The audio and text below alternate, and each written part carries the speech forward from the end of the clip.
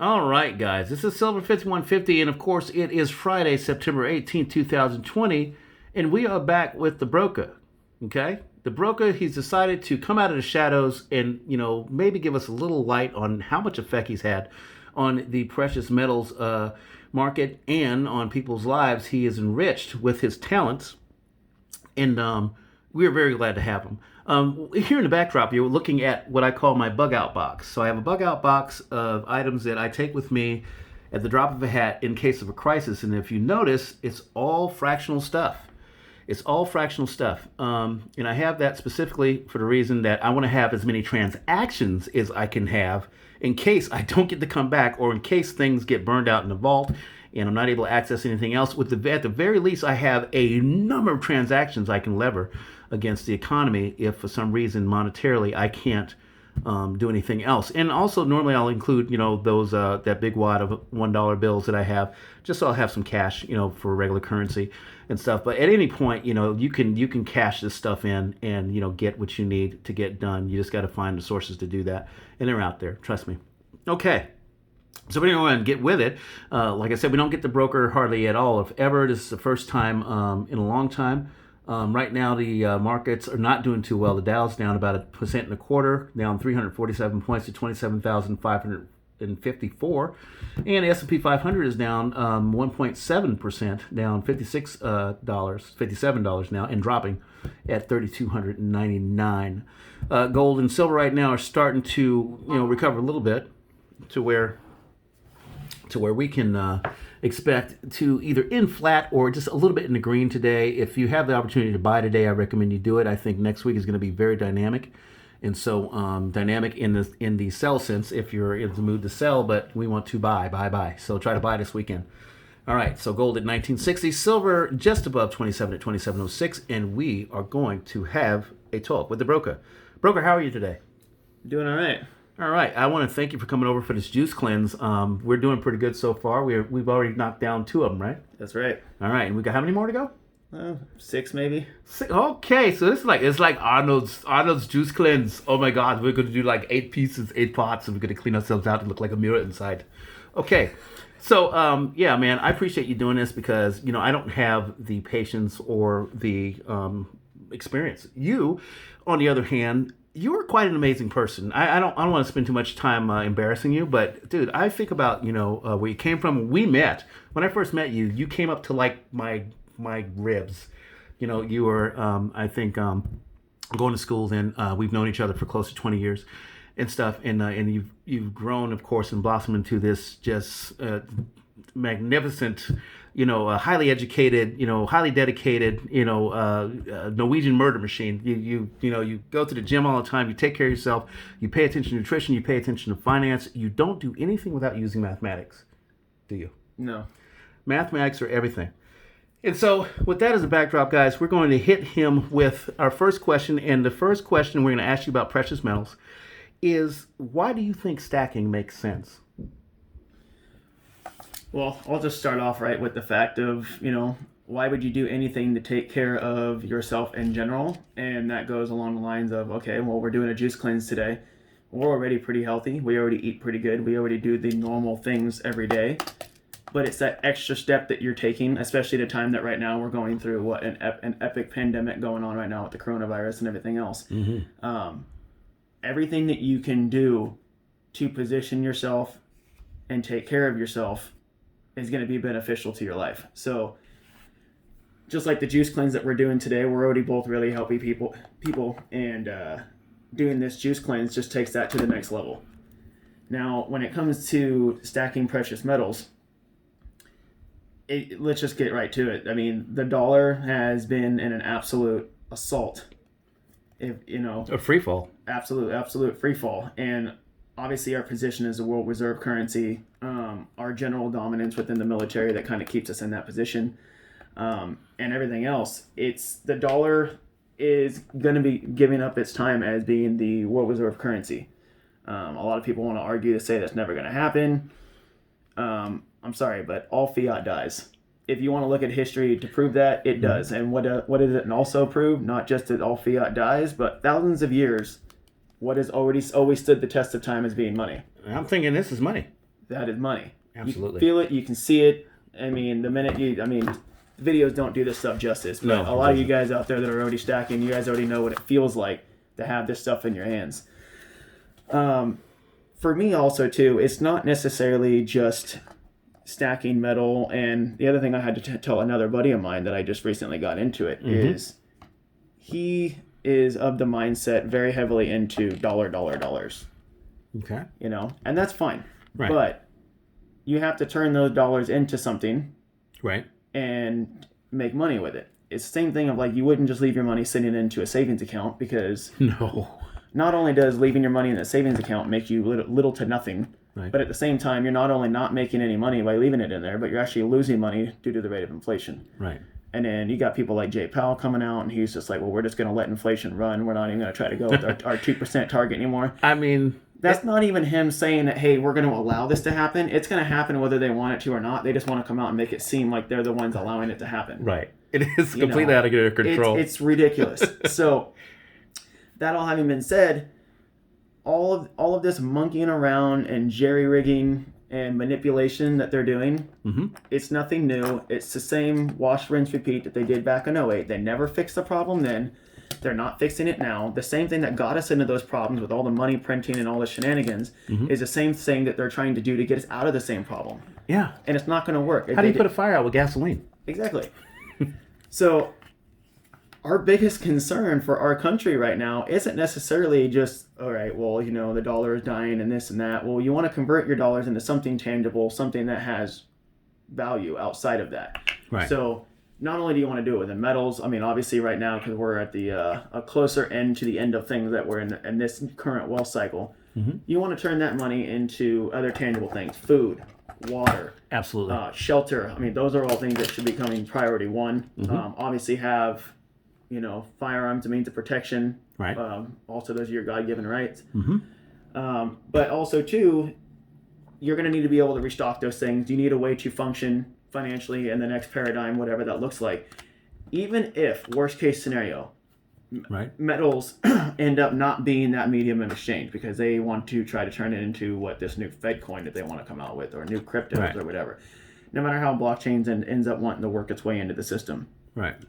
They're still going to need to be a way that you want to convert some of your wealth into whatever that new system is going to be. You got to be able to transport it. Exactly. And if you keep all of your money into dollars, which are dying, and obviously that's a system that's no longer going to be around, what do you think your conversion rate is going to be going into that? It's going to be starting from zero, pretty much. Yeah, nobody's going to want your dollars. No. If you really look at the geopolitics of things, outside of us and a few other countries, everybody, yes, deals with the dollars, but so many other countries are starting to navigate away from the usage of the dollar. Right.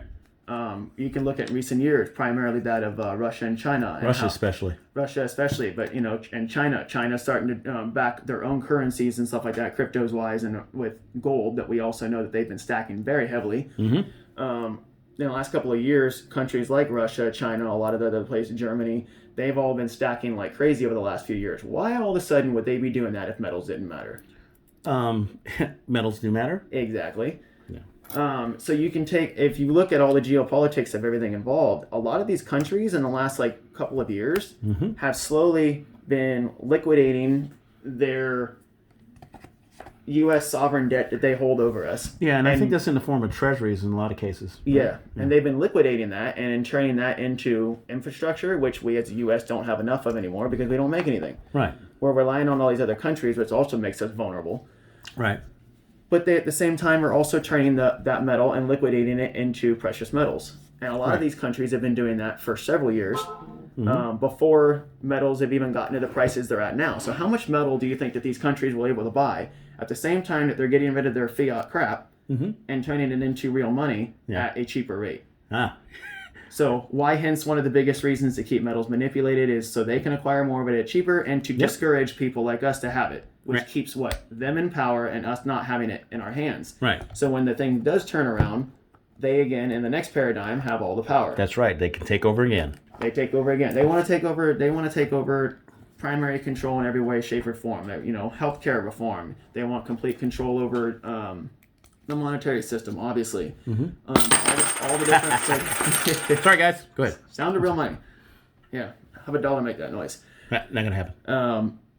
So if they can get us reliant on them for everything, we're literally turning back into the system that we fled from when we became the United States. Exactly. Right back into the fire. Right back into the fire. Now, again, I want to stress the importance of having security. Right. Physical security? You need to have security, but right. Financial security, but also have a physical means of security to be able to protect your stuff. I'm talking about your Second Amendment rights. Right. Whether you are super patriotic or not, or believe guns are bad or not, whatever have you. Right. It is everybody's given right to be able to protect themselves, their family, and their belongings. Right. So, and that is another right that's being attacked absolutely right now. I agree. The way that we have to censor certain things, even on YouTube, even if it's not even using profanity or whatever, it's a mere expression of thought and opinion. If it's something that the establishments don't like, they'll take your video down. You don't want to think that freedom of speech isn't being attacked? Yeah. All of our freedoms are slowly diminishing, slowly being attacked, slowly being diminished. Okay, cool. We're not going to be able to take away your guns. We're going to impose a whole bunch of laws restricting you on the type of ammo that you can buy and how much ammo you can buy. And you're going to have to go through these background checks, and you're going to have to this and this and that. So not only do they want to limit what you can buy, you can only have these size of magazines, blah, blah, blah. They want to be able to track everything that you are buying. Right. It's none of their business. No, it's not. So that having been said, there's so much ambiguity and so much stuff going on geopolitically, and it's starting to happen at a much more rapid pace. Right. That you would be willfully ignorant to look the other way. Remiss, to say the least. Yes. When you have all of that being thrown into the light of, your awareness now. Right. That you have to have a way of not just necessarily hedging yourself, but you need to also protect yourself. Absolutely.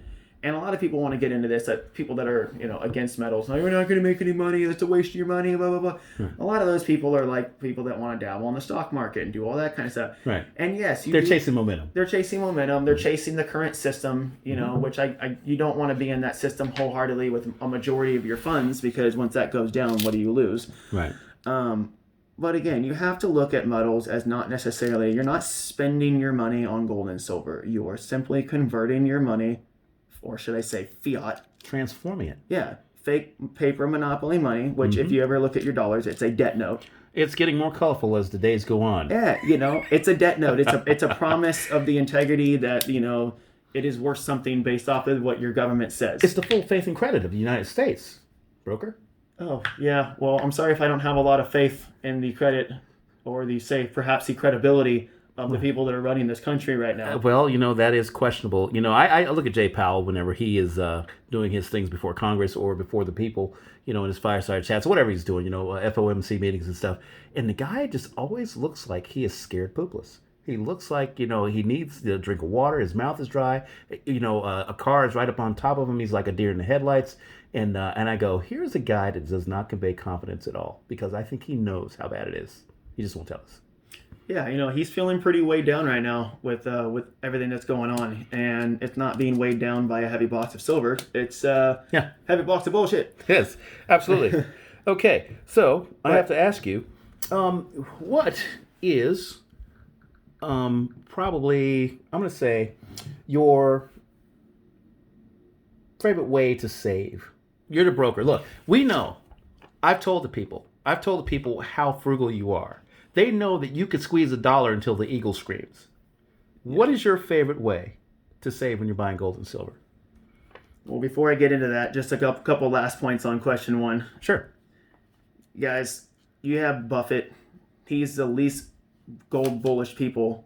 Well, he's talked against gold a lot over the years. Yeah, I mean, he's getting into gold now. Barrick gold. He is Barrick gold. And yes, that's not physical, but the fact that he's in this space now when he's been against gold for all these years, he is of the stock market age.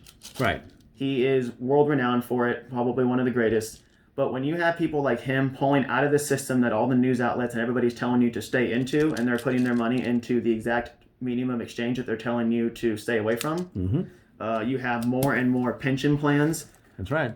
Delving into having that as part of their portfolio when they didn't before. Right. And more are starting to do it, and there's only a small percentage that are currently into it. What do you think that's going to start doing to the metal sphere when all of a sudden this huge untapped chunk of people in pension plans and retirement funds start delving into wanting it to be 10-20% of their portfolios? And then you're going to have all the average Joe, everyday people like, you and me and everybody listening on this channel. Right. They start delving into it. It's not going to take much to move this market. No, it's not. But again, you're not spending money. You're merely converting it over. You can liquidate it at any time, whether that be if they're going to drag this system on for a few more years. Right. Then you have a savings account that's not being relied on being in an institution called the bank where they sit there and they don't give you anything for your money. Right. And then they want to sit there and tell you, oh, well, we're going to limit how much you can take out at a time. Uh-huh. And then we're going to log it whenever you want to take your money out. Right. That seems like a lot of fishy business for me wanting to take my money out of the account. Right. So, yeah, it's, metals, simply they pace inflation. It preserves your wealth. It gives you another way to preserve and to diversify your account. Any modern day hedge fund manager or economist or anybody you go to talk to that they're going to tell you, hey, you need to diverse your stuff. They're going to tell you diversify. Right.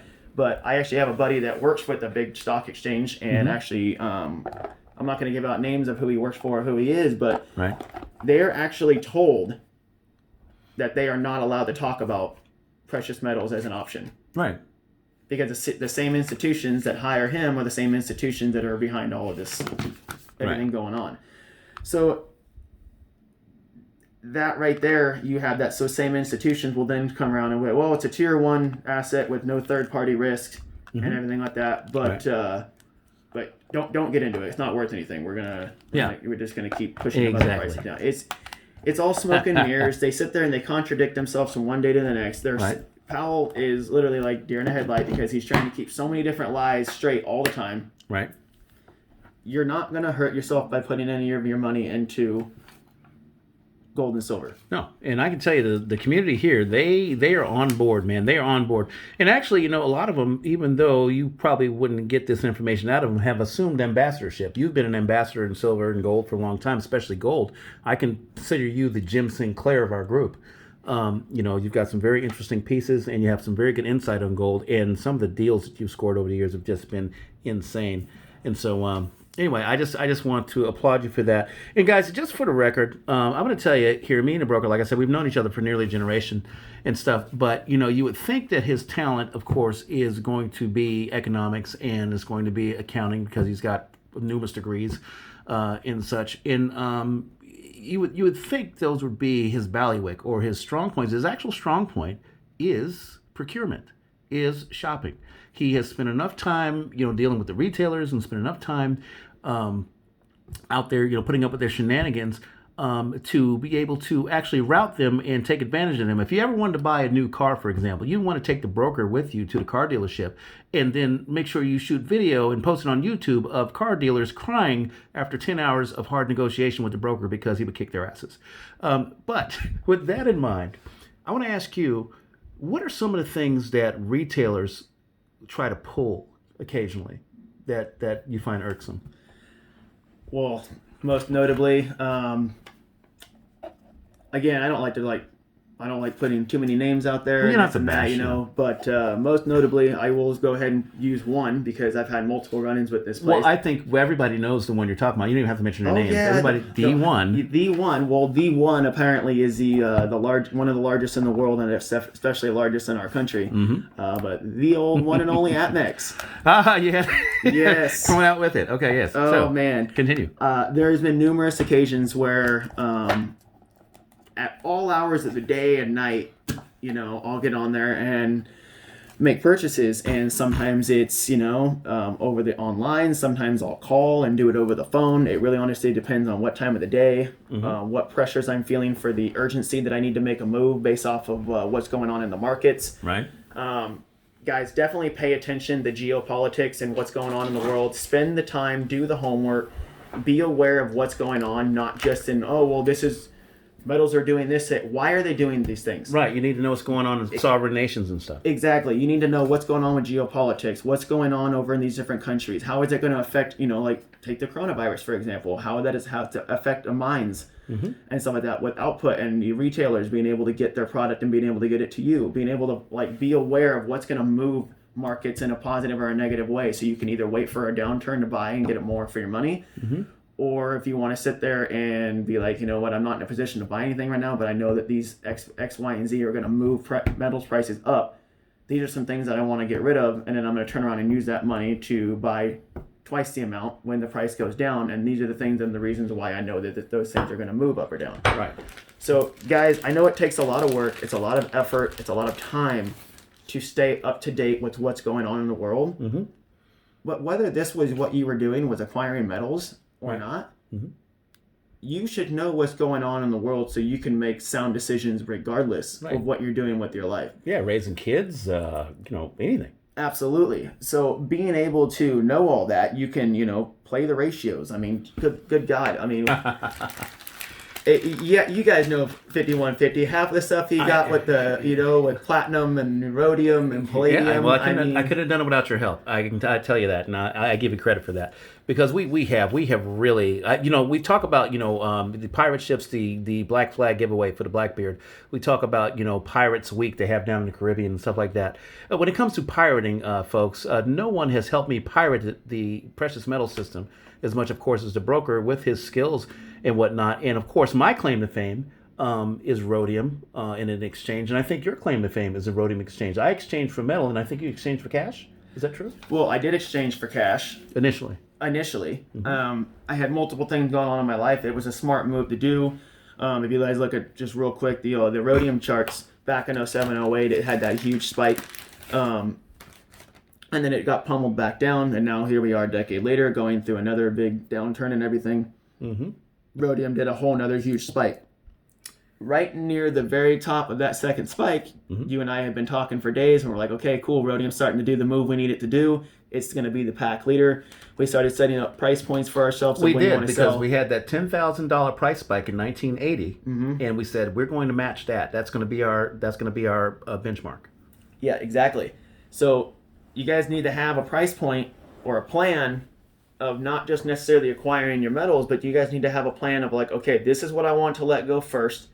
These are the things or price points that I know I want to sell at and or convert into. Try not to get too attached to your metals. I know it's going to be hard to do because when you start, your blood, sweat, and tears and your work and everything is then sitting on the table in front of you, and obviously this stuff is gorgeous. But again, it is a tool. Yes. This is a tool. This is real money, and you want to use that money to better your lives. Whether it be getting yourself some property, whether it be going on a vacation, whether it be to take care of some outstanding debts that you need to get off your plate, which is also another important thing. I've done that because I love some credit. Absolutely. So play the ratios. We did that very heavily with the rhodium. Turned around and sold. And I think so. Your purchase price for a lot of your rhodium was what, around $1,200? I bought all of my rhodium at $1,200. Turned around and sold it when rhodium was nearing $12,000. Wow. Okay, so this is what, a 10 times valuation? Yes. So what look? Okay, guys, did you hear that? You hear that? The broker bought rhodium at $1,200 an ounce. At a time when I wasn't paying no attention to it. He alerted me to it. There's a funny story behind that. We'll just go ahead and get in real quick. I was sitting on the sofa at home, and he's saying that we got to get into rhodium. We got to get into rhodium. I'm saying I don't have the money, and he said to me, "I will leverage you on my credit card to get you the rhodium you need, and you can pay me back later." Now, guys, think about this. We're talking about building a trusted network of people with different monetary tools and different lines of of purchasing power, helping each other take advantage of a weakened market. And so that's just one more way that you can benefit. Start to form little networks and stuff, and help each other use your purchasing power to take advantage of some of these deals out there as they start to come up. If you can't reach it for some reason because you're tapped out, somebody can step in for you and you can get them back later. Time is our enemy on this, and we need to use every avenue we can to manipulate it instead of having it manipulate us. Absolutely. Yeah. Building a network, guys, is huge. So when I was talking about, having your monetary, assets be in play, having your health in line, being able to have your food and your water, and being able to have security and firearms in order to protect all your stuff. Because if you don't have a way to protect your stuff, you're pretty vulnerable at that point. Doesn't matter what you have. No. But having a network is going to be huge. That is one thing that Kelly and I use as an avenue multiple times. We would get online. We would talk about a couple different types of pieces and things that we would want. Come up with a point of price range that we were looking to acquire. Look at the geopolitics and when we were going to find a good avenue for when we wanted to pounce. And we would take advantage of the quantity pricing. Mm-hmm. And obviously the free shipping and all that other kind of stuff. stuff. What about the tax? Well, a lot of this we acquired before the tax thing came into play. Before they started those whole shenanigans. That's right, you're right. And you could see my computer at the time. I'd have 15 to 20 tabs up at a time. Right. Looking at all the different online retailers, watching the markets, waiting for that right time to pounce. And a lot of this, guys, I'm kind of giving you a skimmed overview. Yeah, because of some of that's this. not even nearly as chronic as you've gotten. I've seen you play the retailers against each other in an epic way. Yeah, and it's just, really like looking at all the different numbers, because I do a lot of like stocks, bonds, commodities, mutual funds, all that kind of stuff, and being able to play everything against each other. Right. A lot of it's very technical, but you guys can get a good general idea of build a good network of people that you can trust. Not only, hey, you grow this, I grow that, we can trade, whatever, or I have a really good, outlet for being able to acquire these assets, and you work for so-and-so, so you can get these things really easy, and being able to mutually help each other, almost like in a bartering sense. Exactly. As free markets were intended. Yes. And building that trust factor is going to help you. And in this way, it helped us a lot. We were able to sit there and take advantage of any quantity. Yes. I would get up at really early hours in the morning sometimes, waiting for the initial times when I knew that, okay, every morning I'm not sure if something's going to come out that I know is smart. The Asian session over in China and stuff, they would really hit, the comics would really hit the Asian market really hard because there was very few traders in it. And so that would always be a good price point, a good smackdown point you could take advantage of. We spent many wee hours in the morning. Remember when I was at that hotel like off in the north somewhere, and I was sitting inside the conference room and talking to you on the phone like 4:30 in the morning. We're trying to get the best deal on Supermans. That time, yeah. Yeah, and they only had a few of them, you know what I mean? And I ended up pouncing on it, and you're like, well, you grab that, and I'll grab this, or whatever, and I ended up giving you one of those Supermans, if you remember. Yes, I do. Yeah. I do remember that, absolutely. Yeah, and I appreciate that. Yeah. Absolutely, man. I was like, you were like, dang it, they don't have any more. He's like, oh, I got an extra one. I got an extra one, here you go. But yeah, being able to network and being able to take advantage of any way that you can save money and mutually benefit is going to be huge. Right. Another thing I would do a lot of the times too is, I'm sorry guys, but a number of the retailers that are out there, APMEX, they're, they get the metals market, but there are certain types of retailers and people out there that they're one of us. They get it. They're not out there to screw people over. They still got to make ends meet and make a living. But they are corporate animals amongst the group of retailers. Absolutely, come on. Absolutely. Which is why we're gonna get in trouble. Which is why I'm really excited to be able to go check out the new coin shop that's here in town. Yes, we're going to be doing that this afternoon, and we're going to see if we can get you some footage from that, guys. We're going to see if we can get you footage. Now, I want to go ahead, and we're going to break away. This is going to be part one of the questions with the broker. We finally got him, and he's just really, really dropping the knowledge on us, dropping the education on us. We've got a few more things we're going to cover, so we're going to meet you back here in just a bit. Make sure to tune in for part two with the broker and myself, Silver 5150, on the Silver 5150 channel. We'll be back.